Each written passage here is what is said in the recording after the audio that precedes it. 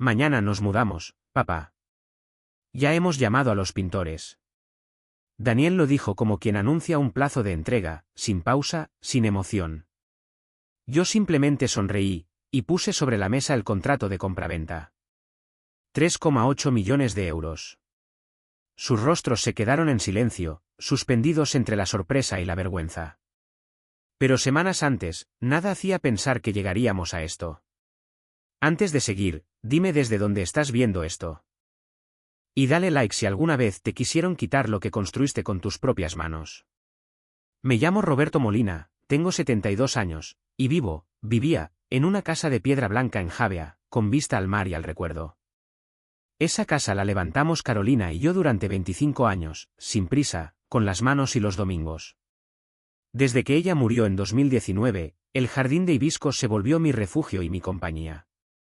Daniel, mi hijo, apenas venía, su mujer, Amelia, menos aún. Creí que era la vida, la distancia, el trabajo. Me equivocaba. Un domingo aparecieron sin avisar. Coche nuevo, ropa cara, sonrisas tensas. Papá, esta casa es demasiado grande. ¿Te puede pasar algo?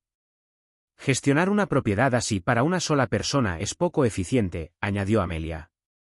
Entonces lo entendí, la casa era lo valioso. Yo, el estorbo. No discutí aquel domingo. Ni levanté la voz. Aprendí hace tiempo que el silencio, cuando duele, pesa más que cualquier argumento. Pero esa noche no dormí. Caminé por el pasillo despacio, tocando las paredes como quien se despide de algo que aún no ha perdido. Cada marco, cada grieta, cada olor a madera vieja me hablaba de Carolina. Su voz seguía ahí, suave, entre el murmullo del mar. A la mañana siguiente, me senté en el porche con un café y volví a oír las frases de mi hijo. Te puede pasar algo, por tu bien, mamá querría, palabras envueltas en cuidado, pero con el filo de un cuchillo escondido. Y comprendí lo que realmente significaban, querían quitarme la casa. No por maldad, sino por miedo. El miedo de quien ha vivido por encima de sus posibilidades y empieza a hundirse. El viernes siguiente volvieron, esta vez con carpetas. Amelia, impecable, colocó una sobre la mesa del salón. Dentro, un borrador notarial para convertir la propiedad en copropiedad a nombre de los tres. Así evitamos problemas si algún día te pasa algo, dijo ella. Es una cuestión de orden legal. Yo leí las primeras líneas. Ni una palabra sobre evitar problemas. Todo sobre reparto de titularidad. Daniel no me miraba. Jugaba con su reloj, incómodo. Papá, es lo mejor. No queremos que te sientas solo. Entonces Amelia añadió, sin un parpadeo. Si no firmas, siempre podríamos iniciar un procedimiento de incapacidad. Daniel conoce especialistas que podrían certificar un deterioro cognitivo. Ahí lo sentí. Como si una aguja helada se me hundiera en el pecho. Mi propio hijo, el mismo al que ayudé a pagar la carrera, el que dormía entre mis brazos después de cada pesadilla, se prestaba a eso. No dije nada. Solo respiré, hondo, y respondí. Dame una semana. Amelia sonrió, satisfecha. Daniel me tocó el hombro. Es por tu bien. Pero sus ojos no aguantaron los míos. Cuando se fueron, el silencio volvió a tener forma. Una forma densa, cuadrada, que pesaba sobre los muebles y los recuerdos. Yo sabía qué debía hacer. Bajé al despacho. En un cajón de roble guardaba archivadores de mi antigua vida, cuentas, balances, informes de auditoría, nombres de notarios y gestores. 40 años había dedicado a revisar números ajenos. Ahora tocaba revisar los propios. Llamé a Sergio Lafuente, mi abogado desde hacía 3 décadas. Sergio, necesito que vengas. Es delicado. Llegó 2 días después. No hubo abrazos ni saludos largos. Le conté todo. Él escuchó en silencio, con esa calma que tienen los hombres que ya lo han visto todo. ¿Quieres demandarlos? No. Quiero cerrarles la puerta con elegancia. Durante 3 días revisamos mis papeles, mis títulos de propiedad, mis cuentas. Todo estaba en orden. Todo limpio. Pero Sergio fue más allá. Investigó discretamente. Y lo que trajo al cuarto día confirmó mis sospechas. Daniel y Amelia vivían por encima de sus medios. Una hipoteca enorme en Madrid, 2 coches financiados, gastos escolares altísimos. Peor aún, Amelia había perdido 120.000 euros en una inversión privada que intentaba ocultar. Daniel, por su parte, arrastraba una demanda por mala praxis médica que había disparado su seguro. En resumen, estaban endeudados hasta el cuello. Y mi casa, libre, antigua, bien situada, era su única salida. Esa noche me senté en el jardín con una copa de vino. El mar seguía sonando igual, indiferente. Pensé en Carolina. En cómo se reiría si supiera lo que tramaban. No construimos esta casa para venderla, Roberto, solía decirme. Y tenía razón. Pero tampoco la construimos para que sirviera de rescate a la codicia. El lunes siguiente llamé a una agencia discreta de compraventa en la Costa Blanca. No quería anuncios ni visitas. Les pedí confidencialidad absoluta. En menos de 10 días apareció un comprador extranjero, ingeniero retirado. Pago íntegro, 3.800.000 euros. La operación se firmó en notaría una tarde de abril. Recibí el comprobante bancario y supe que la casa ya no era mía.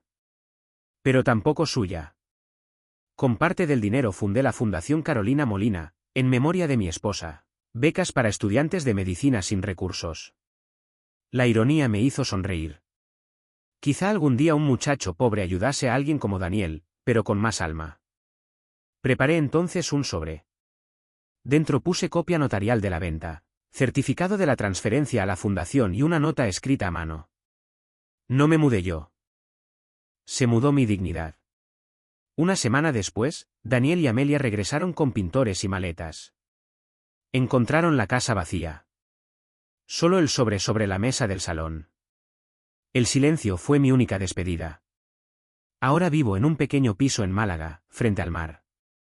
Por las mañanas tomo café mirando el horizonte. Las olas suenan como sonaba la risa de Carolina. Y por primera vez en mucho tiempo. Duermo tranquilo. La casa se perdió. Pero yo no. La mañana en que firmé la venta, el notario me ofreció la pluma con un gesto solemne. Supe, mientras el trazo azul se extendía sobre el papel, que no estaba firmando una pérdida, sino un cierre. A mi edad, uno aprende que cerrar algo también es una forma de salvarlo. Sergio, mi abogado, me miró sin decir palabra. Cuando salimos de la notaría, el sol caía sobre las fachadas de Denia con esa luz de primavera que parece limpiar los pensamientos. ¿Estás seguro, Roberto? Más que nunca, respondí. Y no mentía. No había rabia, ni deseo de castigo. Solo esa claridad silenciosa que llega cuando uno deja de esperar que le comprendan. Dejé la llave principal de la casa dentro del sobre. La pequeña, la que abría el cobertizo del jardín, la guardé en el bolsillo. No por apego, sino por memoria. Esa llave había estado en el llavero de Carolina. No podía desprenderme de ella. Los días siguientes fueron extrañamente tranquilos. Me levantaba temprano, hacía café, y miraba el mar sin prisas. En el pueblo, nadie sabía nada de la venta. Ni quería que lo supieran. Me limité a cumplir con la discreción que siempre me había acompañado, no hacer ruido, no explicar lo innecesario. Solo una persona conocía el plan completo, Sergio. Él se encargó de todo lo que venía después, traslados, pagos, donaciones, con la meticulosidad de quien entiende que detrás de cada documento hay un pulso humano. Una tarde, mientras revisábamos los papeles de la fundación, me dijo: «No sé si es justicia, pero es elegancia». Le respondí: «A veces, la elegancia es la única justicia posible». Aquella frase se me quedó rondando la cabeza durante días. El día del regreso. Era sábado cuando Daniel me llamó. «Vamos a ir este fin de semana, papá. Queremos hablar contigo». Le respondí que adelante. Mi voz sonó calma, casi amable. Pasé esa noche ordenando lo poco que me quedaba, un par de libros, un álbum de fotos, una vieja radio. Todo lo demás ya no me pertenecía. La casa estaba vacía, pero no triste. Era como si descansara, por fin libre del peso de las pretensiones. A las 11 de la mañana, llegaron. El coche negro brillaba como un espejo nuevo. Bajaron con sonrisas ensayadas, esa mezcla de afecto y prisa que usan los hijos cuando se sienten incómodos. Amelia llevaba planos en una carpeta, Daniel, una cinta métrica colgando del bolsillo. Mañana nos mudamos, papá. Ya hemos llamado a los pintores. Lo dijo como quien anuncia una mudanza inevitable, un paso práctico. Yo no respondí. Entré en el salón y saqué del cajón el sobresellado. Antes de que pintéis nada, quizás queráis ver esto. Lo abrí despacio. El aire se detuvo un instante. Puse sobre la mesa el contrato de compraventa. 3.800. 000 euros. Copia notarial. Certificado de transferencia. Y la nota, doblada, con mi letra. No me mudé yo. Se mudó mi dignidad. El silencio que siguió fue largo, denso. Daniel bajó la mirada, Amelia palideció. ¿Qué has hecho?, murmuró ella. Vender lo que era mío, respondí. Pero esa casa era parte de nuestro patrimonio familiar, gritó Daniel, rompiendo la compostura. No, hijo. Era parte de tu ambición. Supe entonces que aquella conversación ya no tenía vuelta atrás. No habría reconciliación inmediata, ni disculpas, ni lágrimas que me devolvieran lo perdido. Pero algo en mí se aflojó. Como si una cuerda vieja, tensa durante años, se rompiera por fin. Amelia intentó recuperar su tono jurídico. Papá, esto puede tener consecuencias legales. La interrumpí con calma. Las legales, no. Las morales, quizás. Y me levanté, despacio, con esa dignidad que solo dan los años cuando uno ha aprendido a no discutir con los jóvenes que aún no saben perder. Daniel no dijo más. Se quedó quieto, mirando al suelo, como si por primera vez comprendiera lo que realmente había hecho. Amelia cerró la carpeta, sin decir palabra. Salieron de la casa sin despedirse. La partida. Esa misma tarde, entregué las últimas llaves a la agencia. Me despedí del portón azul, del olivo que Carolina plantó el año que nos casamos, del banco donde ella bordaba en las tardes de verano. No lloré. Las lágrimas son para quienes aún esperan algo del pasado. Yo ya no esperaba nada. Conduje hacia Málaga al día siguiente, por la carretera costera. El Mediterráneo a la derecha parecía acompañarme, sin juzgar. Llegué al atardecer. El piso era pequeño, luminoso, con una terraza desde la que se veía el mar. Compré una mesa de madera clara, una radio nueva y un sillón cómodo. Eso fue todo. Las primeras semanas, el silencio me pareció demasiado grande. Había vivido tantos años rodeado de objetos y recuerdos que olvidé cómo sonaba la soledad sin eco. Pero poco a poco, ese silencio se volvió compañía. Por las mañanas salía a caminar junto al puerto, saludaba a los pescadores, compraba pan caliente.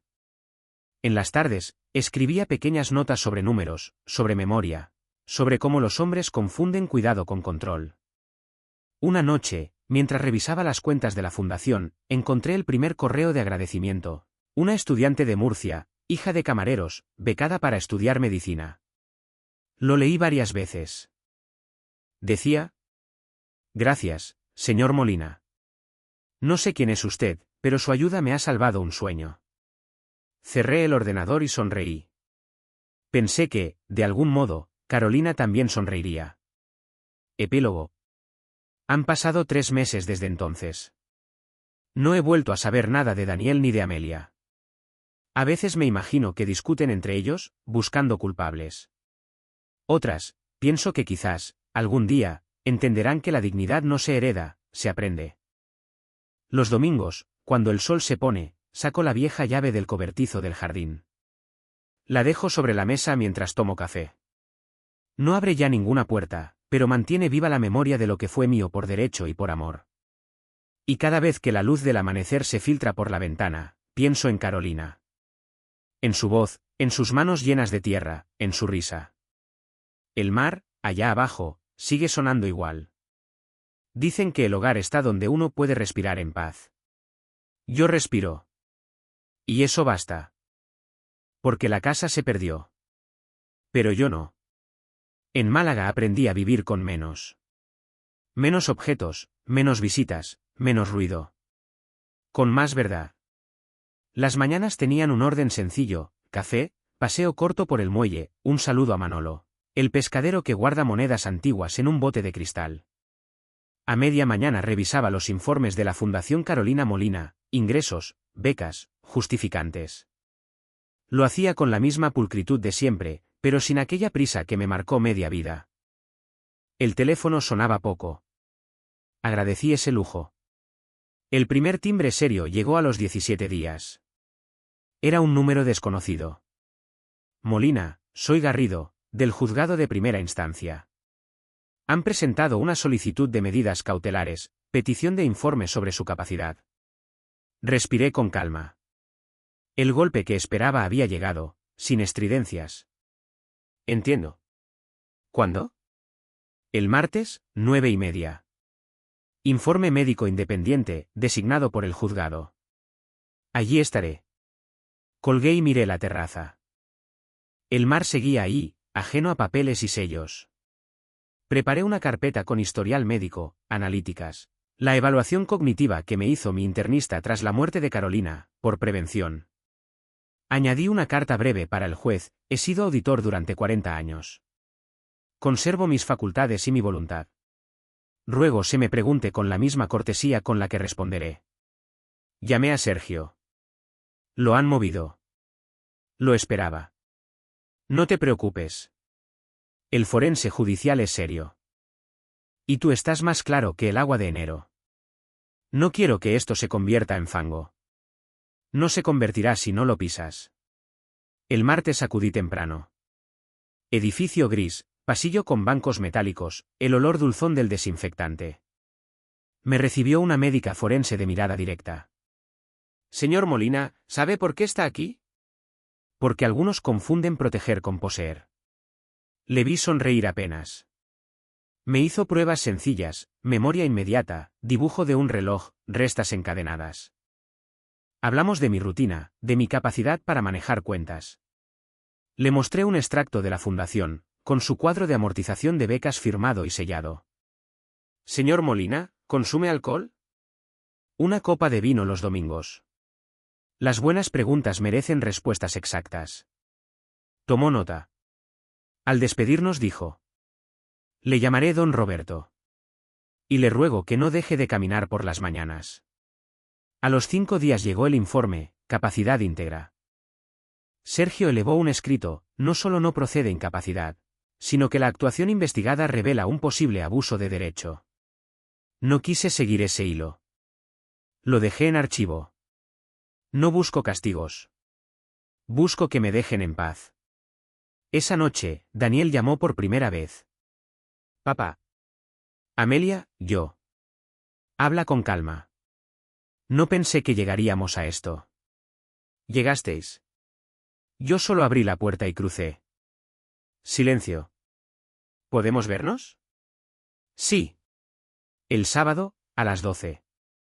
Aquí, en la cafetería del puerto. El sábado llegó con cielo alto.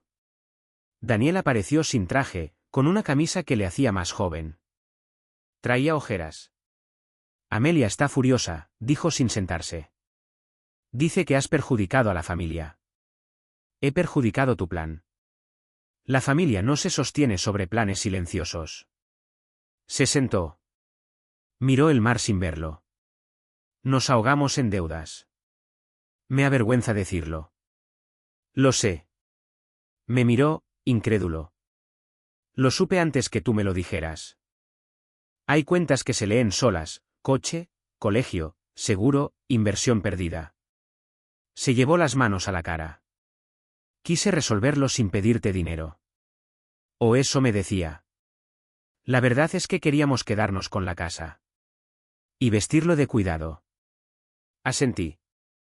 El respeto no se hereda, Daniel. Lo sé, ahora lo sé. Le hablé entonces de la fundación.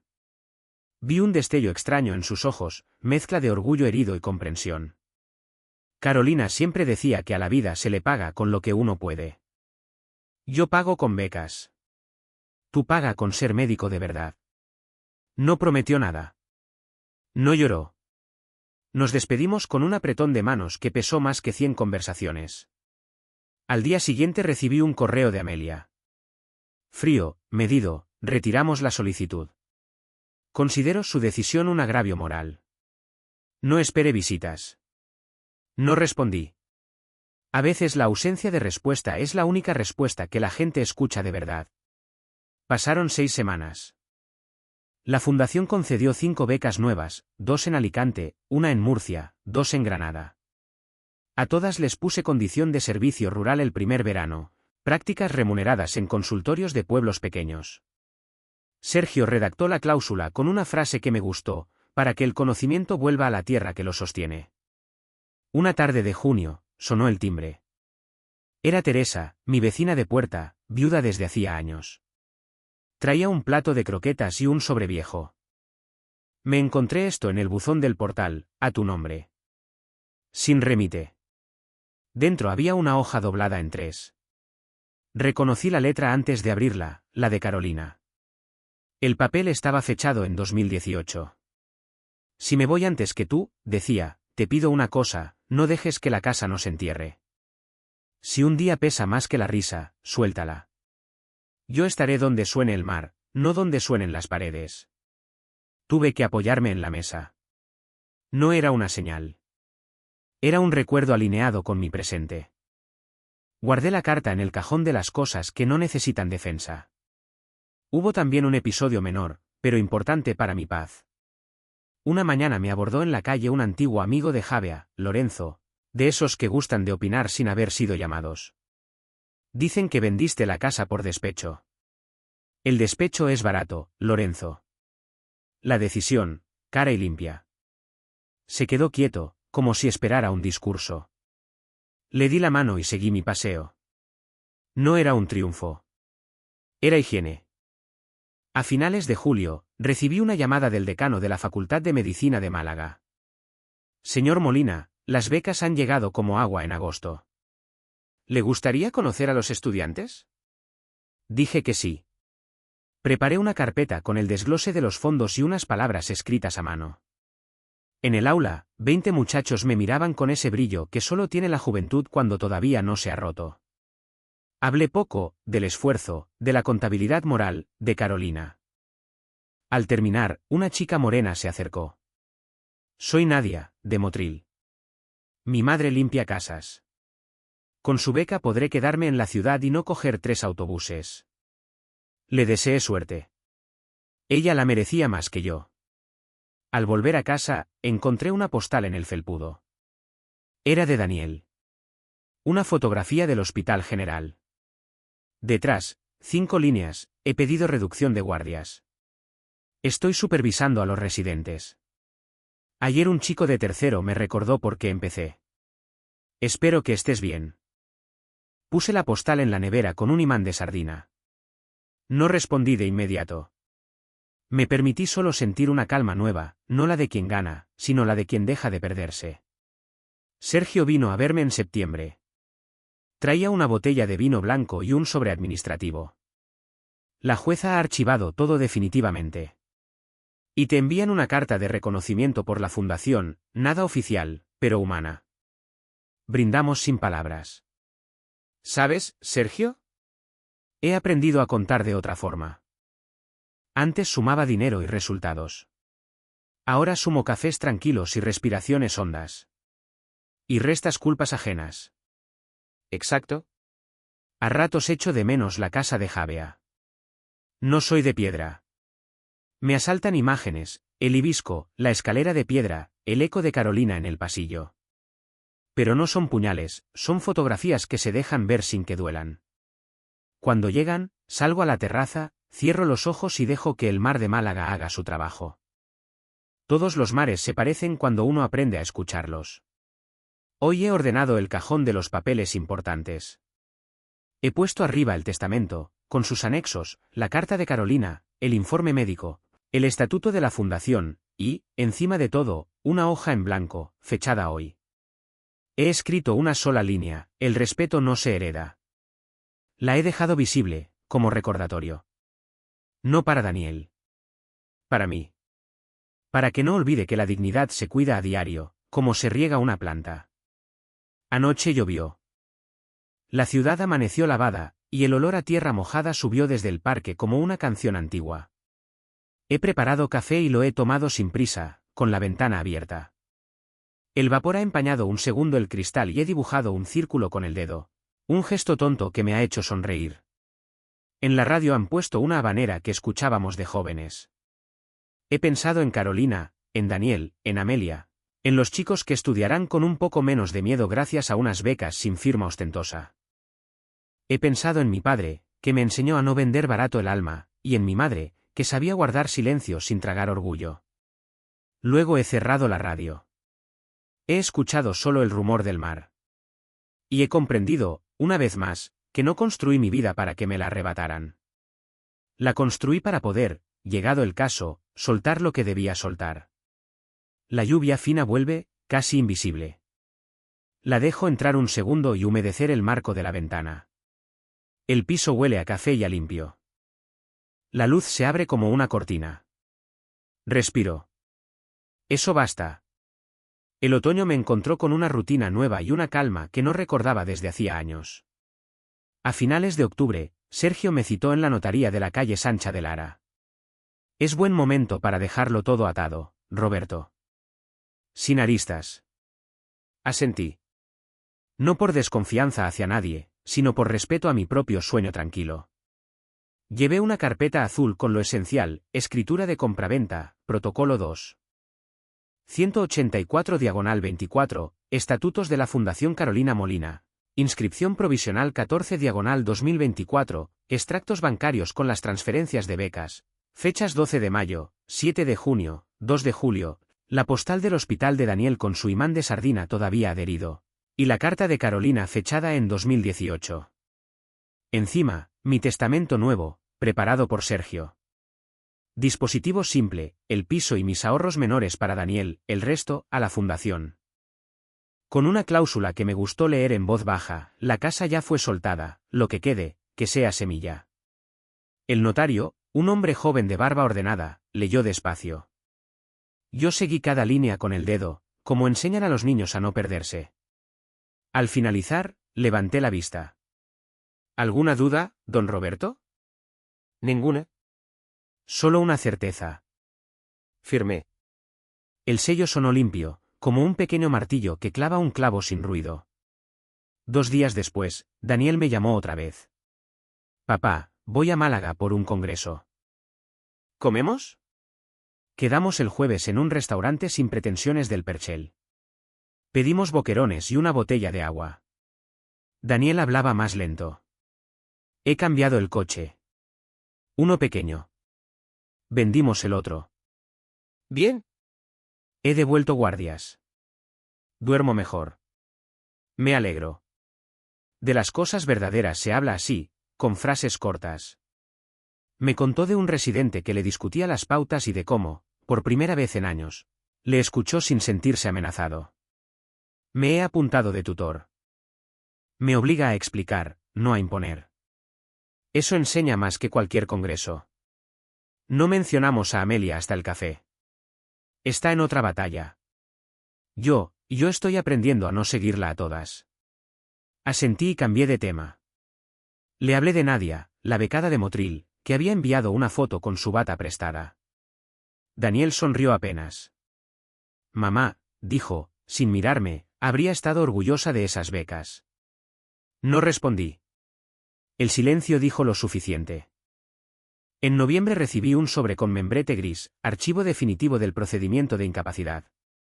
Lo guardé detrás de la carta de Carolina. El orden tiene su moral. A ratos, por las tardes, ordeno papeles como quien cuida un huerto, quito malas hierbas, riego lo que merece, dejo secar lo que ya dio fruto. Una mañana de diciembre, me llegó un correo de la gente que gestionó la venta en Javea. El nuevo propietario ha pedido su dirección para enviarle una nota de agradecimiento. Acepté.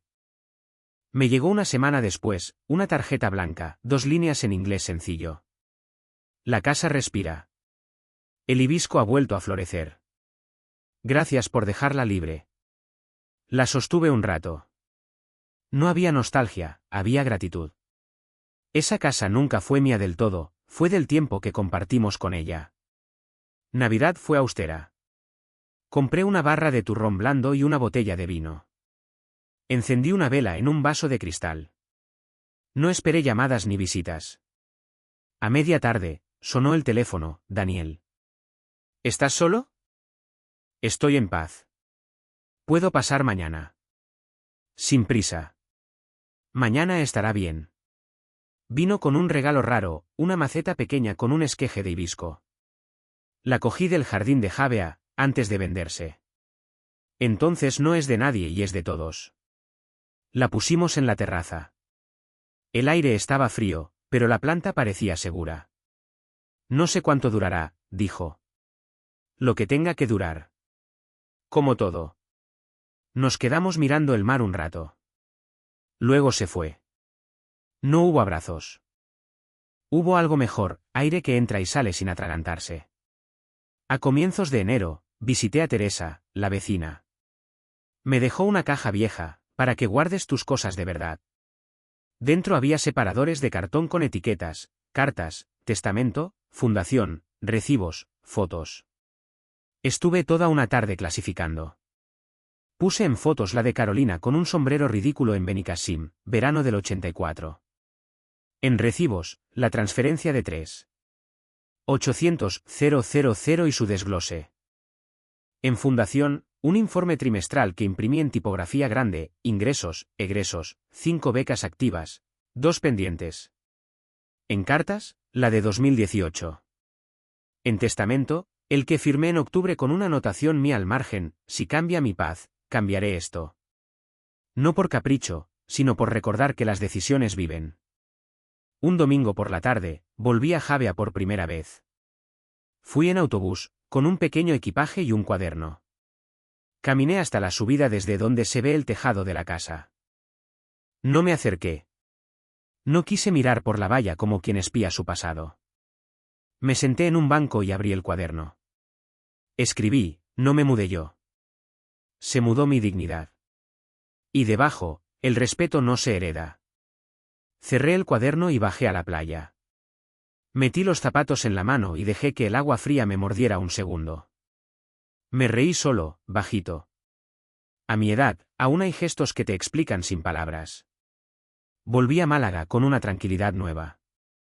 Hice una lista corta en un papel cuadriculado, fecha 15 de febrero. Revisión médica anual. Renovar donación a biblioteca del barrio. Escribir carta a Daniel, te dejo la llave del cobertizo. Para que recuerdes, no para que entres. Doblé la lista y la pegué en la nevera, junto a la postal del hospital. Una tarde de marzo, me llegó un correo de Amelia. Escueto, he presentado la separación. No busco tu aprobación. Solo te informo. Lo leí sin juicio. No respondí. No por rencor, sino porque hay noticias que no piden conversación, piden silencio. Ese mismo mes, la fundación recibió una donación pequeña, anónima, 500 euros por transferencia. Concepto, por lo que usted hizo. Llamé a Sergio para contárselo. La dignidad contagia más de lo que parece, Roberto. Ojalá contagie orden y calma, que es más barata que la épica. Brindaremos por eso. Con agua. El vino lo reservo para los domingos. El 21 de abril, sentí que el hibisco de la terraza iba a dar su primera flor. Me sorprendió la emoción. Me quedé un rato observando el capullo, aprendiendo su paciencia. A mediodía llamó Daniel. ¿Comemos y vemos el partido? Ven con pan. Yo pongo el tomate. Comimos, vimos el segundo tiempo en silencio, comentamos una entrada y un fuera de juego como si la vida cupiera ahí. Al irse, dejó sobre la mesa una llave, la del antiguo cobertizo. Guárdala tú. Yo guardo otras cosas. La tomé sin preguntas. Algunas devoluciones no llevan discurso. Y así, sin grandes escenas, fui llegando a un lugar que reconozco, un equilibrio sin solemnidad. Hago mis cuentas al principio de mes, camino cada mañana, leo por las noches 2 capítulos de un libro y una página de Carver que ya me sé de memoria. Escribo en el cuaderno 3 líneas si el día lo pide. Cada tanto, saco la caja de Teresa, repaso el orden y vuelvo a cerrarla. No por obsesión, por agradecimiento. Si alguna vez me preguntan qué aprendí, lo resumiré en 4 frases que guardo en un papel doblado, dentro de la billetera. No construí mi vida para que me la arrebataran. El respeto no se hereda. Soltar también es cuidar. La justicia, a veces, es solo elegancia sostenida en el tiempo. Esta noche ha empezado a llover. La ciudad se recoge, los pasos se vuelven más cortos. He apagado la radio. He dejado el móvil boca abajo. He escrito a mano la fecha en el cuaderno, 30 de abril. Luego he ido a la cocina, he calentado leche y he añadido una cucharada de miel. El vaso foguea las manos como una pequeña estufa. Salgo a la terraza. La flor del hibisco, abierta desde la tarde, bebe la lluvia con una dedicación que me conmueve. El mar, al fondo, hace ese ruido que se parece a una respiración grande, antigua. Apoyo la llave del cobertizo sobre la mesa, la llave que ya no abre nada, y la dejo allí, sin peso. El mundo, por fin, tiene el volumen justo. Respiro. Eso basta. Mañana, cuando amanezca, el piso olerá a limpio y a café, y el primer rayo entrará doblado por el borde de la cortina. La casa se perdió. Pero yo no. En mayo me llamó el decano otra vez. Querían que la fundación firmase un convenio sencillo para asegurar prácticas de verano en 2 consultorios de la Exarquía. Le pedí a Sergio que revisara el borrador. Me envió de vuelta un documento con 3 correcciones mínimas y una frase subrayada. Las obligaciones claras son la base de la paz. La adopté como norma. Firmamos el día 14, a las 11, en una sala con ventilador antiguo y olor a polvo limpio. Al salir, compré una libreta cuadriculada y escribí en la primera página, Fundación, verano 2025. Me gusta que la tinta tenga calendario. Esa tarde, al volver a casa, encontré un sobre marrón sin remite. Era una copia compulsada del informe forense que certificó mi capacidad, acompañada de una nota manuscrita, para su tranquilidad futura. FDO, M. Reconocí la inicial de la médica del juzgado. La guardé en la caja de Teresa, detrás del testamento. Orden, siempre. Los lunes empecé a ir al mercado de Atarazanas. Me conocen por pedir lo justo, 1/4 de jamón, 3 tomates, pan del día. A veces, Manolo me guarda sardinas como si fueran recortes de un periódico querido. Le pago con monedas exactas. El cambio redondo es otra forma de decir gracias sin hablar de más. El 21 de mayo tuve la revisión médica anual. Todo en orden, salvo la tensión un poco juguetona.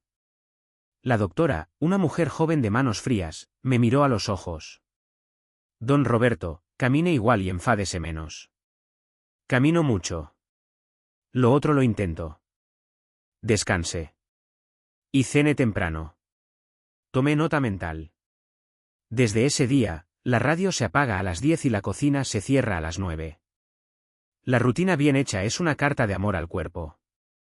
La fundación echó a andar de verdad en junio. Recibí las primeras memorias de prácticas. Nadie envió una foto con un estetoscopio demasiado grande para su cuello y 3 líneas exactas, fumadores, Tensión, soledad. aprendo a escuchar. Otro becario, Adrián, describía en un folio torpe a una mujer que confundía los días de la semana. Les respondí uno por uno, a mano, con sobres blancos y sellos de faros. Les escribí lo único que sé, la medicina es también contabilidad, sumar tiempo, restar miedo, ajustar palabras. A finales de mes, Daniel volvió a llamarme.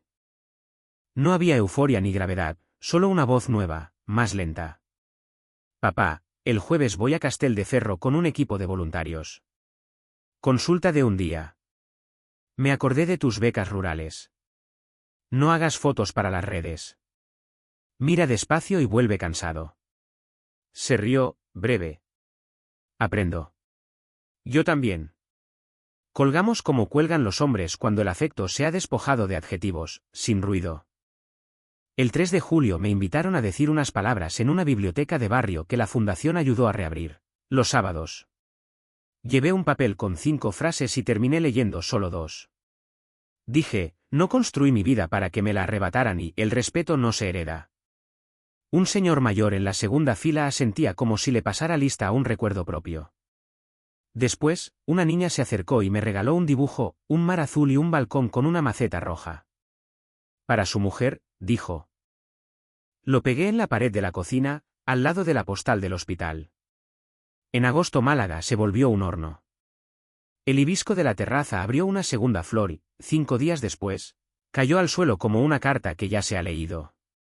Lo barrí con cuidado. Miré la planta pelada y no sentí tristeza. La belleza, cuando se acepta, no hace ruido al irse. Llegó entonces un sobrecertificado con membrete serio, reclamación civil de una aseguradora por la antigua demanda de Daniel. No me concernía, pero lo nombraba. Llamé a Sergio, me tranquilizó. No te afecta.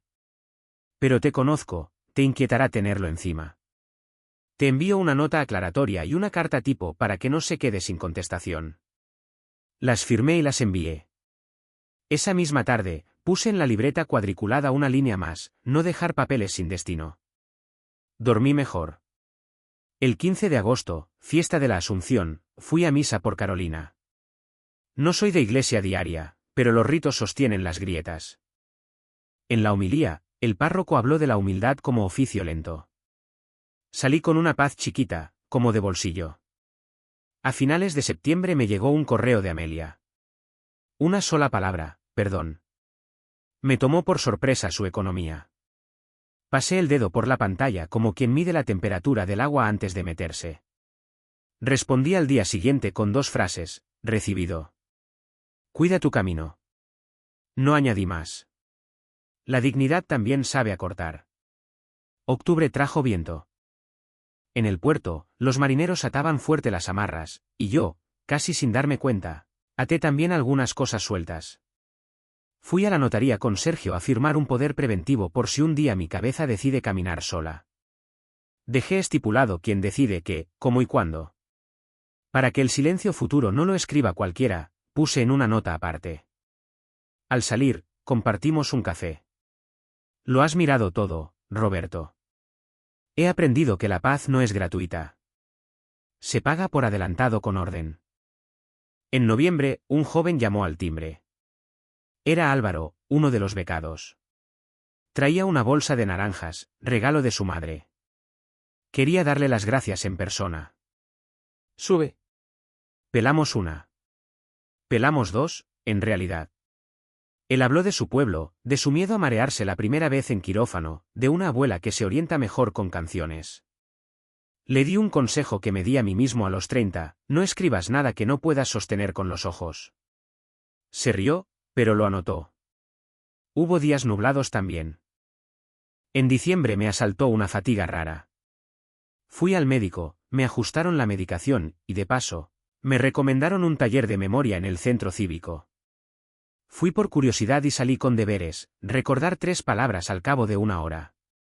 Pan, faro, abrigo. Las repetí paseando por el muelle, mirando el faro de la farola, apretando un poco el abrigo contra el viento. A la hora, las recordé sin esfuerzo. Me permití un orgullo pequeño y una certeza, aún estoy aquí. La Nochebuena la pasé solo por elección. Preparé una sopa ligera y una copa de vino. A las 10 llamé a Daniel. ¿Estás con alguien? De guardia. Cena de microondas. Sabe a dignidad si no se queja mucho. Papá, he leído los informes de tus becas. He pedido a mi hospital que cree un turno para residentes en pueblos. Les he enviado tu modelo de convenio. Hazlo vuestro. Las semillas no necesitan mi nombre. Antes de colgar, dijo. No heredaré tu casa. Me gustaría heredar tu orden. El orden no se hereda, se hace. Pero te presto el mío mientras tanto. Nos reímos los dos, con esa risa baja que no necesita dientes. El 2 de enero abrí la caja de Teresa para el ritual de siempre. Arriba, la carta de Carolina. La leí como si fuera nueva, si un día pesa más que la risa, suéltala. Debajo, el testamento, luego el poder preventivo, más abajo, los convenios de la fundación. Añadí una carpeta fina titulada Cartas recibidas, el dibujo del balcón, la nota del ingeniero inglés, el perdón de Amelia, una postal de Álvaro desde un pueblo con un consultorio minúsculo. He empezado a escribir una lista corta que pego en la nevera cada mes. La de enero dice: caminar todos los días. Llamar a Daniel sin motivo. Responder a los becados con tinta. Regar el hibisco sin prisa. No discutir con Paredes. A veces me visita Teresa con su perro viejo, Bruno, que respira como un acordeón cansado. Se tumba a mis pies y me mira como si supiera cuentas. Le acaricio el lomo y le digo al oído lo que me digo a mí mismo: hemos llegado bien. Hoy, mientras escribo esto, llueve un poco. La ciudad tiene ese color humilde que da el cielo bajo. He hecho café y lo he servido en la taza de borde fino que era de Carolina, la blanca con una línea azul. He puesto las manos alrededor y he sentido el calor como una firma. No sé si la vida me dará otro giro. A mi edad, uno aprende que los guiones se corrigen solos. Pero he dejado asentadas mis líneas, no construí mi vida para que me la arrebataran, el respeto no se hereda. Soltar también es cuidar, y la justicia, a veces, es elegancia sostenida. Con eso me basta. Cierro el cuaderno. Apago la radio. El hibisco asoma un brote tímido y el mar, al fondo, respira como quien duerme a pierna suelta. Abro un poco la ventana, entra aire limpio y un olor pequeño a pan del horno de abajo. Apoyo la llave del cobertizo, esa que ya no abre nada, sobre la mesa y la dejo allí, como se deja un anzuelo sin hilo en la orilla. El piso está en silencio, pero no está vacío. Está lleno de cosas que no pesan. Respiro. Eso basta. Cuando amanezca, la luz entrará doblada por la cortina y el primer sorbo de café sabrá a casa. La casa, la de ahora, pequeña, ordenada, mía. La otra se perdió. Pero yo no. El enero siguiente llegó con un frío limpio que despejaba la cabeza. Empecé a levantarme 10 minutos antes para ver cómo la luz se iba peleando con la noche. A esa hora la ciudad parece una promesa sobria. Preparaba café, abría el cuaderno y escribía una línea, no más. Ese gesto mínimo me mantenía dentro de mí. Un lunes encontré en el buzón un sobre con el sello de sanidad. Daniel había solicitado participar en un programa de formación rural para residentes, con la fundación como entidad colaboradora. Adjuntaba un borrador de calendario, 3 pueblos, 6 fines de semana, supervisión directa. En el margen, a lápiz, había una nota suya: esto sí es por tu bien. Sonreí sin ruido. Llamé a Sergio para revisar los puntos finos y a mediodía teníamos un convenio claro: seguros, desplazamientos, límites. La paz siempre necesita renglones. A mitad de mes, Teresa me pidió que la acompañara al ambulatorio, se le había descompensado el azúcar. Fuimos andando, despacio. En la sala de espera, una enfermera joven se acercó. ¿Usted es el de las becas? Soy el que firma, sí. Las becas son de quien las estudia. Me habló de Nadia, de cómo escuchaba a los mayores sin mirar el reloj. No dije nada más. Me guardé el orgullo en el bolsillo, junto a la llave del cobertizo. El 2 de febrero firmamos el programa con el hospital. Daniel llegó puntual, traje sencillo, mirada distinta. He aprendido a decir no a tiempo. Decir no a tiempo es decir sí a lo que importa. El administrador quiso hacerse una foto. Accedí con una condición: sin poses. Salimos con las manos en los bolsillos, como vecinos en la puerta. A veces el decoro también se fotografía. Ese mismo mes, el hibisco dio su tercera flor. La vi abrirse a lo largo de una mañana nublada. A las 12 estaba plena, a las 7 empezaba a doblarse.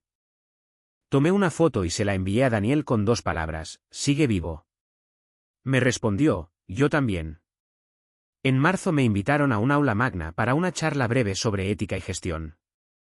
Preparé un papel con 4 frases. Leí 3. La cuarta la dejé dentro porque no hacía falta: no discutas con Paredes. Al terminar, un profesor mayor me abordó. Usted habla como quien ya no necesita ganar. Es que ya no compito. Asintió con una gravedad que me reconcilió con algunas aulas. La fundación crecía sin ruido. Abrí una cuenta separada para un fondo de emergencia, billetes de autobús, una habitación de pensión, un libro caro. Lo anoté con mi letra, gastos que ahorran vergüenza. A final de trimestre imprimí el informe, ingresos, egresos, saldo. Lo coloqué en su carpeta. El papel bien puesto descansa mejor que muchas conciencias. Un miércoles de abril recibí una llamada de número largo. Era el ingeniero inglés que compró la casa de Javea. Mr. Molina, de Hibiscus is a small tree now. If you ever pass by, the fire. Le agradecí. Colgué con una imagen limpia, la casa respirando, otra risa que no es la mía habitándola sin deuda. La propiedad verdadera es el buen uso. Hubo también un amago de tormenta. En mayo, un despacho de Madrid me citó para aclaraciones fiscales por la donación inicial. Fui con Sergio y una carpeta de resguardos en orden, fechas, conceptos, justificantes. El funcionario ojeó, asentó, selló. Está todo impecable, don Roberto. El orden no es un lujo, le dije. Es una forma de respeto. Salimos a la calle con esa liviandad que deja un sello bien puesto. El 6 de junio recibí un mensaje de Amelia. 3 líneas sobrias: he sido designada letrada de oficio para una mujer mayor. No aceptó vender su piso. Pensé en usted. Gracias. Lo leí 2 veces. Le deseé, en silencio, que esa defensa le limpiara algún rincón. No contesté. Hay gracias que se devuelven viviendo distinto. En julio acompañé a Daniel a uno de los pueblos del programa, Játar, un sábado de calor blanco. Me senté en la sala de espera con los vecinos. Daniel entraba y salía con paso atento, presentaba a los residentes por su nombre, tocaba hombros con cuidado, repetía dosis sin alzar la voz. Le vi explicar a una mujer cómo partir las pastillas con una cuchara. No había prisa ni brillo. Había oficio.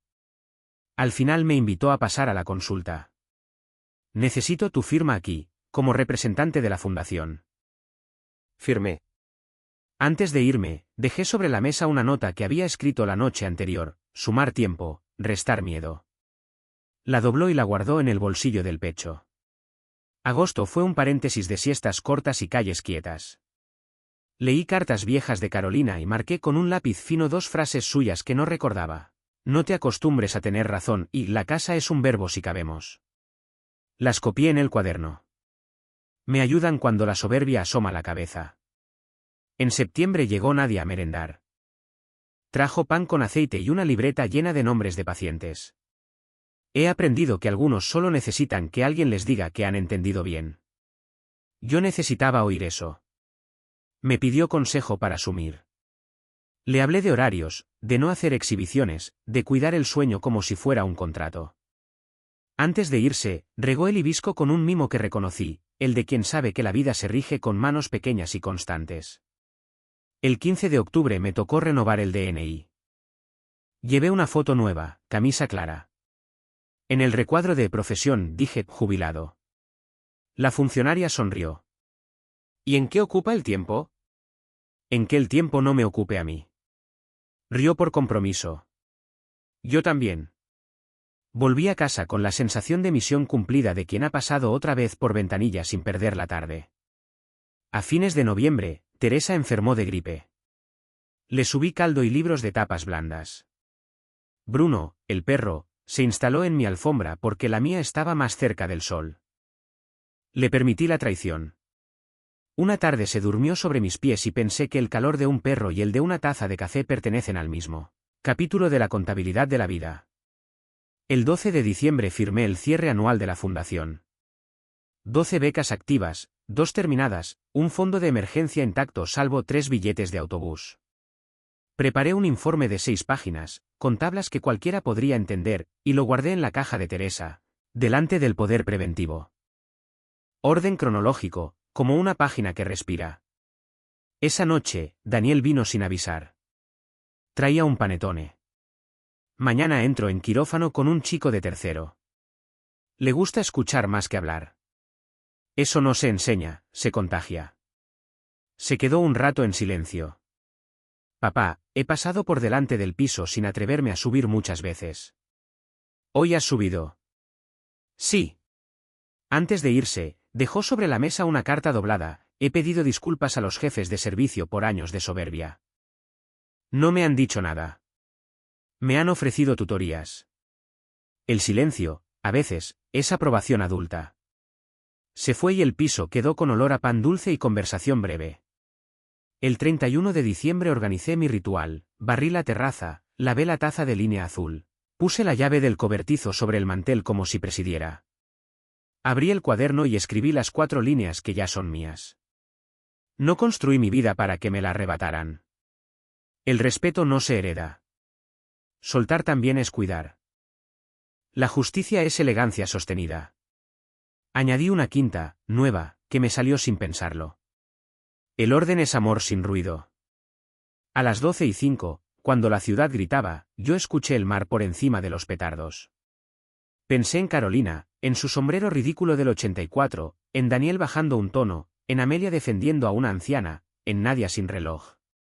Pensé en la casa que se fue y en la casa que se quedó en mí. Apagué la luz. La ventana dejó entrar un resplandor humilde. El hibisco dormía. La llave seguía donde la había puesto, ligera como una palabra bien elegida. Respiró. Eso basta. Mañana, cuando amanezca, el primer café tendrá el mismo sabor que tenía en Javea, no el de una dirección, sino el de un lugar que, por fin, vuelve a ser hogar. En enero, el aire traía ese silencio de los comienzos limpios. Me desperté temprano y noté que el hibisco tenía una nueva hoja, pequeña, valiente. Me hizo sonreír. No hay metáfora más clara que una planta que insiste. Esa mañana recibí una carta del Colegio de Médicos de Alicante. Me pedían autorización para usar mi nombre en un artículo sobre la fundación y las becas rurales. Dudé un instante. Luego respondí con una línea que me salió del alma. Usé en la historia, no el nombre. Lo importante no soy yo. Al colgar el teléfono, abrí las ventanas. Entró olor a pan recién hecho y a mar. Málaga seguía viva, sin prisa. Empecé a caminar más despacio, sin auriculares, dejando que el cuerpo marcara su ritmo. Los médicos insisten en los pasos, pero a mi edad lo que cuenta no es el número, sino el modo. Caminar sin huir de nada, eso aprendí tarde. Una tarde me llamó Nadia, desde el hospital de Almería. Sonaba cansada, pero feliz. Don Roberto, terminé mi rotación. He pedido quedarme aquí. La gente me saluda por la calle. Ya me llaman doctora. ¿Y cómo se siente? Responsable, no importante. Entonces va por el buen camino. Colgué y pensé que Carolina habría sonreído con esa respuesta. Siempre decía que los buenos logros no se cuentan, se sostienen. Pasaron los días sin sobresaltos. En febrero, Teresa se recuperó de su gripe y volvió a dejarme croquetas en la puerta. Bruno, su perro, ya no sube las escaleras, el veterinario dice que los huesos ceden antes que el ánimo. Le acaricio la cabeza cada vez que lo veo, como si fuera un viejo colega. El 10 de marzo, recibí una invitación de Daniel. Inauguraban un pequeño aula de docencia con su nombre y el de la fundación. Dudé en ir. No por orgullo, sino por pudor. Finalmente acepté. Fui en tren, temprano, con un abrigo claro y una carpeta con documentos por si el protocolo pedía firmas. La ceremonia fue breve. Daniel habló 5 minutos. No mencionó los años difíciles, ni la casa, ni las heridas. Solo dijo: mi padre me enseñó que el orden puede ser una forma de cariño. Esta aula está dedicada a eso. El aplauso fue corto, sincero. Yo no me moví. Solo asentí. No hacía falta más. Al salir, me entregaron una pequeña placa con el nombre de Carolina Molina. No mía. Suya. Por haber sembrado sin pedir crédito. La sostuve con cuidado. Era ligera. Como debe ser el reconocimiento cuando llega a su hora. De regreso a Málaga, el tren cruzó viñedos dormidos y pueblos callados. Apoyé la frente en el cristal. Por un momento, sentí que todo encajaba. No en un sentido heroico, sino doméstico. Como cuando una puerta cierra bien y el aire deja de colarse. Esa noche, antes de dormir, abrí la caja de Teresa. Guardé la placa junto a la carta de Carolina y el testamento. Luego escribí una línea en el cuaderno. A veces la vida no devuelve lo que te quitó. Te da otra cosa que también sirve. Ahora las mañanas son suaves. Hago café, riego el hibisco, leo los correos de los becados. Daniel me llama los domingos. Amelia, a veces, me envía un mensaje corto, sigo defendiendo ancianas. Me alegra. La gente puede cambiar si la dejas sola el tiempo suficiente. A veces, cuando el viento sopla desde el mar, abro todas las ventanas. Dejo que el aire mueva los papeles y la casa respire. La paz tiene ese sonido, hojas sueltas que no se pierden.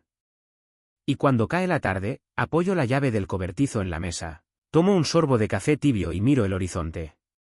El cielo y el mar se tocan sin competir, solo coinciden. Respiro. Eso basta. Porque la casa se perdió. Pero yo no.